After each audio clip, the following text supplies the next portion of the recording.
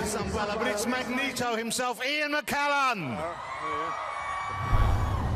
You've played so many great roles on stage and screen, but Magneto is now one of the biggest cinema villains of all time. Of course, he is misunderstood, perhaps. Yes, I don't think he's one of the villains. The villains are the ordinary humans who don't like the minority, you know. Do you know, we were just sitting on a sofa together, Fassbender, Stewart, McAvoy and me. We've all played Macbeth. Wow. Isn't that funny? So we've all got a good grounding in acting, I think. Wow. And that makes it a little bit easier when you're asked to do ridiculous things in movies like moving things. Nothing ridiculous about that. All right, okay, okay. Okay, what do you like most about making these movies? Is it fun to let loose? Can you give a different sort of performance to maybe when you're doing Shakespeare or when you're Gandalf? Well, I think one of the good things about these movies is that it doesn't depend on you. There's no one playing the leading part. It's generally a communal effort. So, and when the colleagues are as friendly and talented as this group, you know, from Bryan Singer downwards, it's wonderful. And going back, not just to the actors in front of the screen, but all the crew. They've been together for 15 years. It's a real family. It's lovely. As you said, a huge cast, a very warm cast. Do you hang out together much? Do you have like quiz nights or karaoke evenings?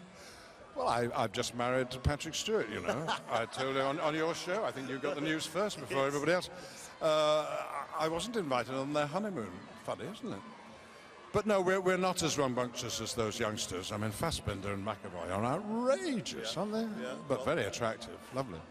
You know, Michael seems to be channeling you a little bit more. That's not a euphemism, by the way. He seems to be performing as you a little more in this movie than previously. Did you give him any tips? No, not at all. I've only met him twice, once at Comic-Con and once today. Yeah, we get on very well, but we don't really discuss acting too much.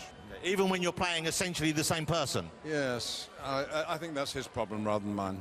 You mentioned the fact that Magneto, like the other mutants, are very much a minority. Do you think that accounts for the huge appeal of this franchise around the world? I think it's possible that X-Men, with its story of how society treats its minorities, has arrived just at the time when we're growing up, in this country at least, as a society, and never mind what UKIP thinks, but on the whole, minorities in this country are respected now for what they are. And that has happened over the last decade or more while these films have been coming out.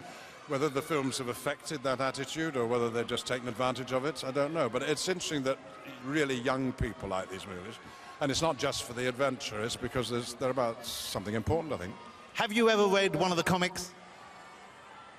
Difficult to read, I find. I've looked at the comics.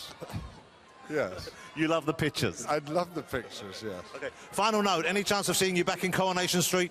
Oh, wouldn't that be lovely? Alas, not as Mel Hutchright, who was such a naughty man. He was thrown out, wasn't he?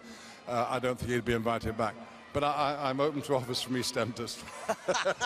He was a villain. Ladies and gentlemen, he's here on screen, burning up, as always. When he's on the big screen, you don't look anywhere else. I mean that. In X-Men Days of Future Past, it's Sir, and I know he doesn't like me saying that, but it is Sir Ian McKellen.